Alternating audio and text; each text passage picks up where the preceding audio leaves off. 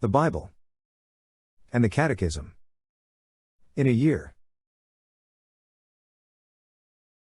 Day 195. From the second book of Chronicles. Reign of Amaziah. Amaziah was 25 years old when he began to reign, and he reigned 29 years in Jerusalem. His mother's name was Jehoaddan of Jerusalem. And he did what was right in the eyes of the Lord, yet not with a blameless heart. And as soon as the royal power was firmly in his hand, he killed his servants who had slain the king his father.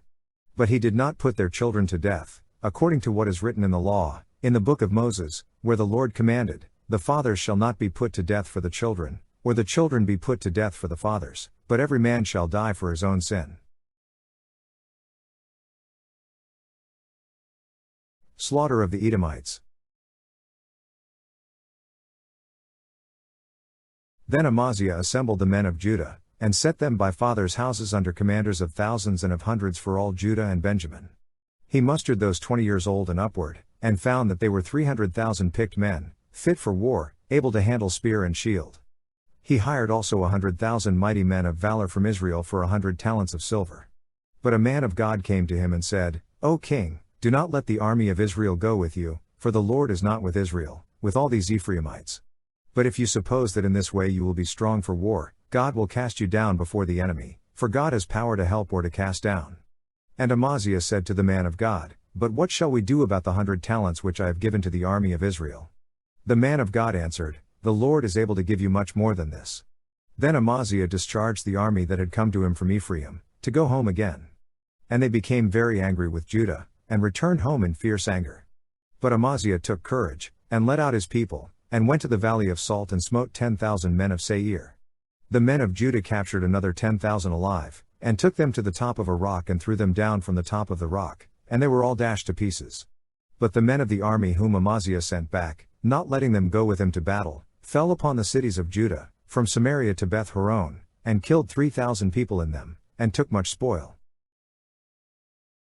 After Amaziah came from the slaughter of the Edomites, he brought the gods of the men of Seir, and set them up as his gods, and worshipped them, making offerings to them. Therefore the Lord was angry with Amaziah and sent to him a prophet, who said to him, "Why have you resorted to the gods of a people, which did not deliver their own people from your hand?" But as he was speaking, the king said to him, "Have we made you a royal counselor? Stop. Why should you be put to death?" So the prophet stopped, but said, "I know that God has determined to destroy you, because you have done this and have not listened to my counsel." Israel defeats Judah. Then Amaziah king of Judah took counsel and sent to Joash the son of Jehoahaz, son of Jehu, king of Israel, saying, "Come, let us look one another in the face."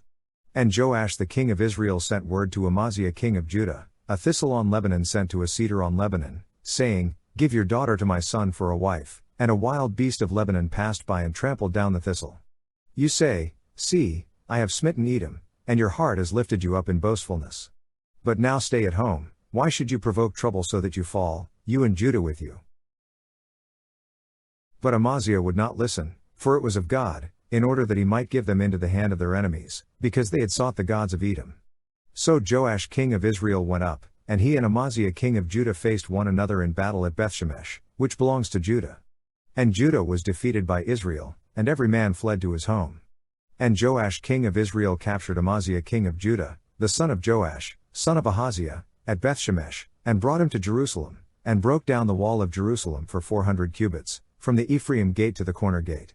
And he seized all the gold and silver, and all the vessels that were found in the house of God, and Obed-Edom with them. He seized also the treasuries of the king's house, and hostages, and he returned to Samaria. Death of Amaziah.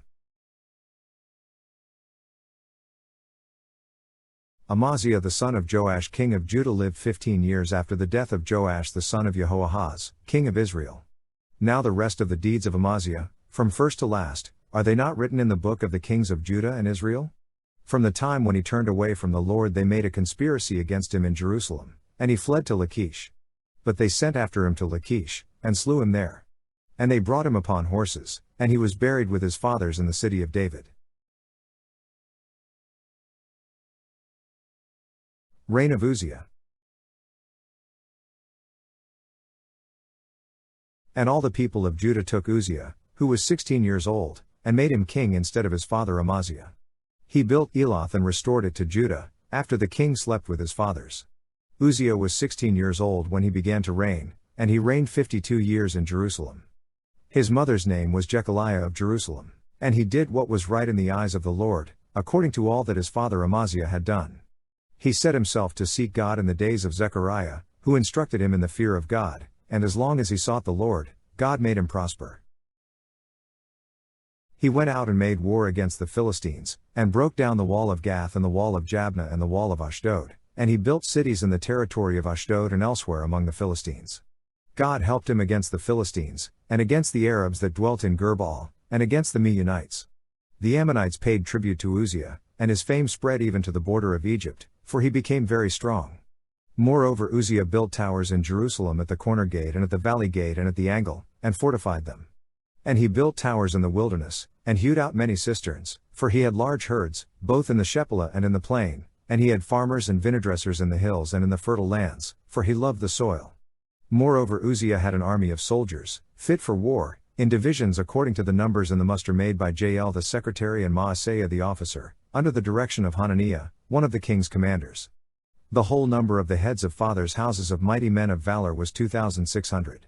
Under their command was an army of 307,500, who could make war with mighty power, to help the king against the enemy. And Uzziah prepared for all the army shields, spears, helmets, coats of mail, bows, and stones for slinging.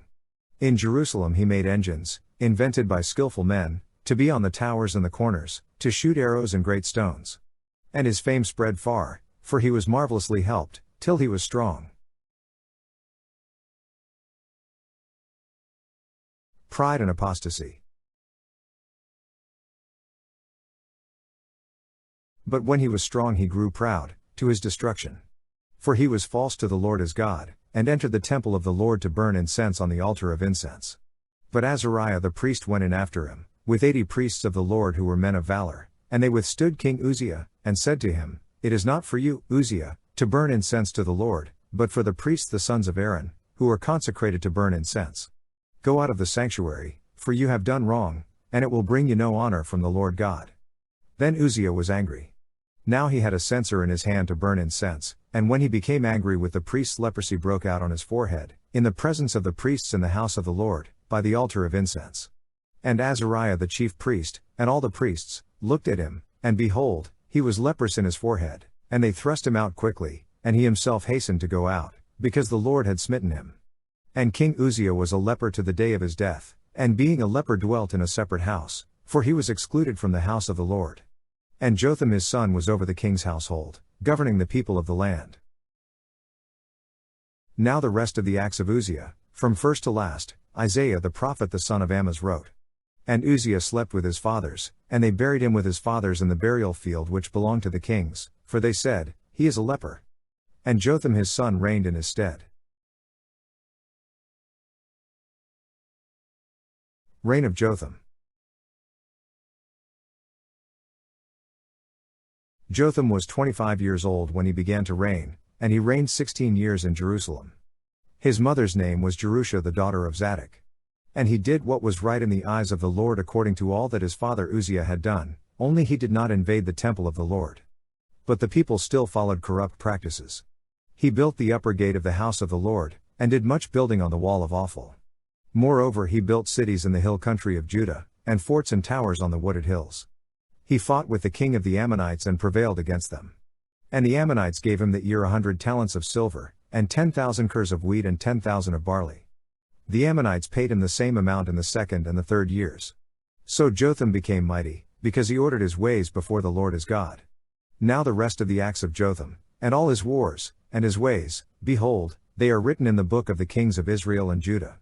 He was 25 years old when he began to reign, and he reigned 16 years in Jerusalem. And Jotham slept with his fathers, and they buried him in the city of David, and Ahaz his son reigned in his stead.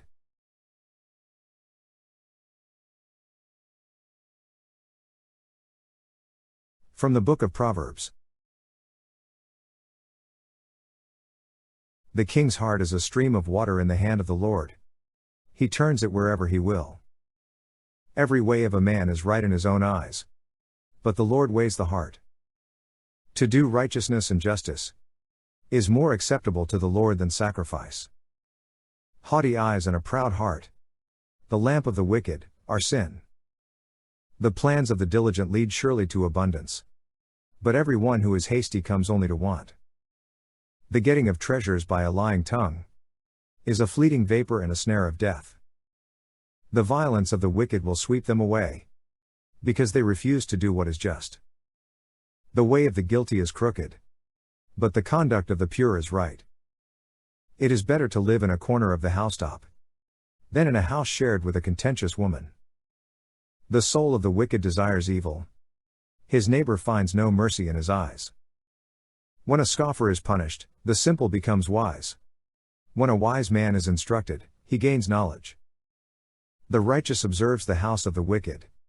The wicked are cast down to ruin. He who closes his ear to the cry of the poor will himself cry out and not be heard. A gift in secret averts anger, and a bribe in the bosom, strong wrath. When justice is done, it is a joy to the righteous, but dismay to evildoers.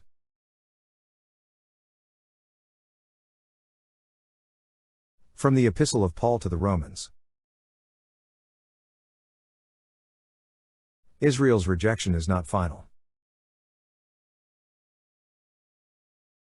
I ask, then, has God rejected his people? By no means.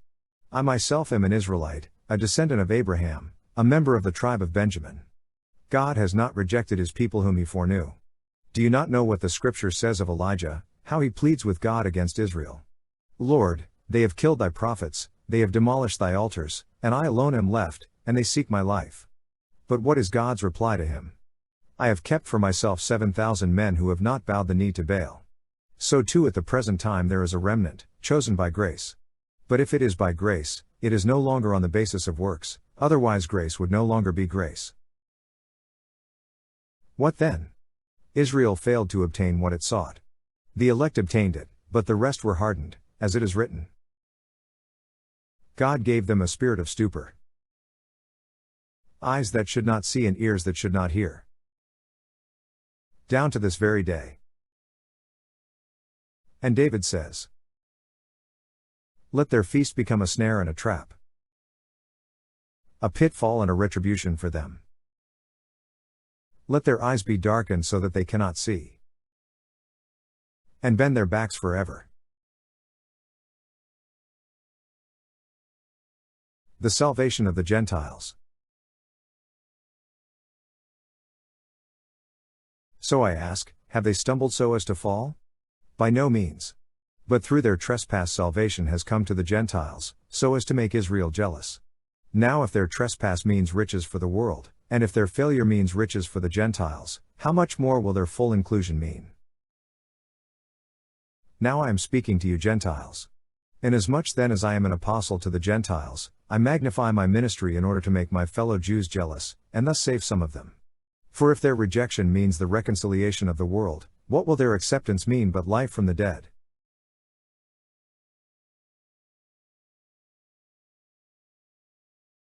From the Catechism. Do this in memory of me. The command of Jesus to repeat his actions and words until he comes does not only ask us to remember Jesus and what he did. It is directed at the liturgical celebration, by the apostles and their successors, of the memorial of Christ, of his life, of his death, of his resurrection, and of his intercession in the presence of the Father. From the beginning the Church has been faithful to the Lord's command.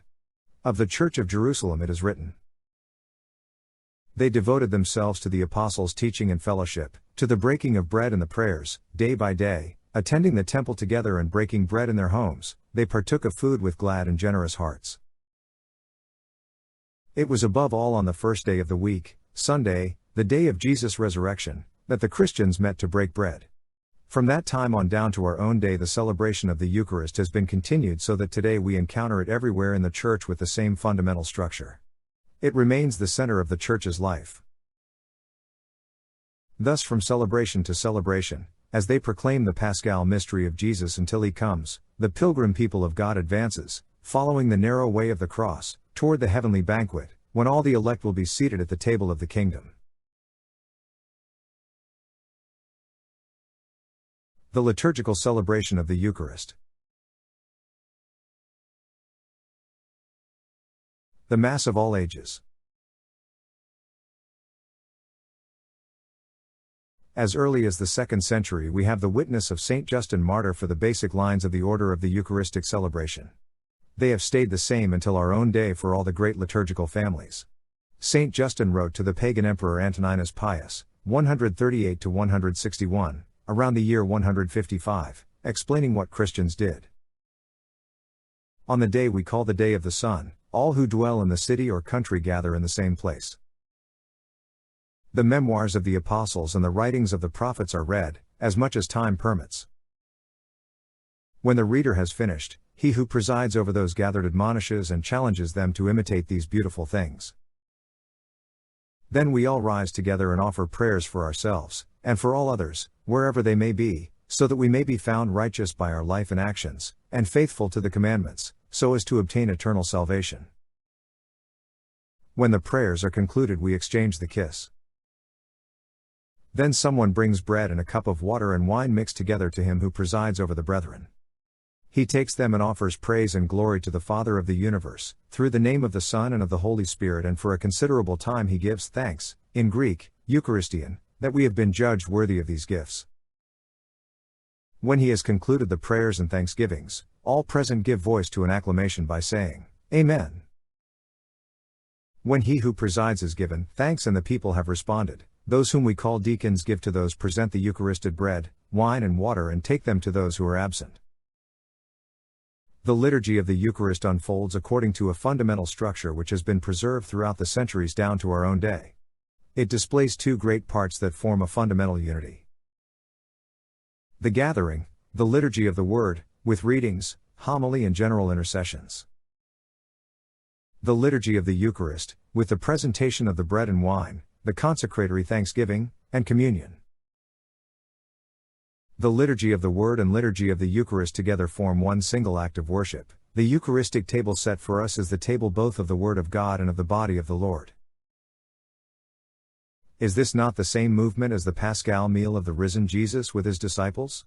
Walking with them, he explained the Scriptures to them. Sitting with them at table, he took bread, blessed and broke it, and gave it to them.